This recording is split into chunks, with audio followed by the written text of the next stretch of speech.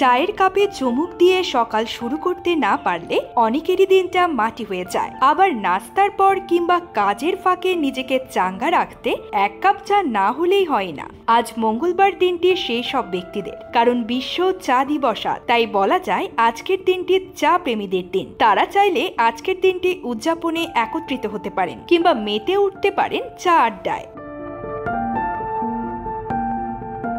চা প্রেমী মানুষদের কাছে এটি একটি আবেগের নাম, কারণ চা ছাড়া তাদের চলেই না। মন ভালো থাকলে তারা চা খায়, মন খারাপ থাকলে চা খায়, ঠান্ডা লাগলেও চা খায়, আবার গরম লাগলেও চা খায়।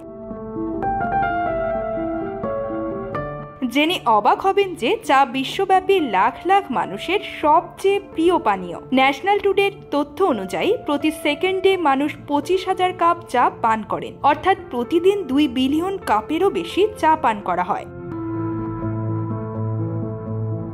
2005 সালে চা উৎপাদনকারী দেশগুলো এক হয়ে আন্তর্জাতিক চা দিবস পালন করে। এই দেশগুলো হলো Sri Lanka, Nepal, Indonesia, Kenya, Malaysia ও উগান্ডা। পরে 2019 সালে 21 মে বিশ্ব চা দিবস পালনের সিদ্ধান্ত নেওয়া হয়। 2019 সালের 21 ডিসেম্বর জাতিসংঘ চা দিবসকে হ্যাঁ বলে। 2020 সালের 21 মে জাতিসংঘ প্রথম আনুষ্ঠানিকভাবে বিশ্ব চা দিবস পালন করে।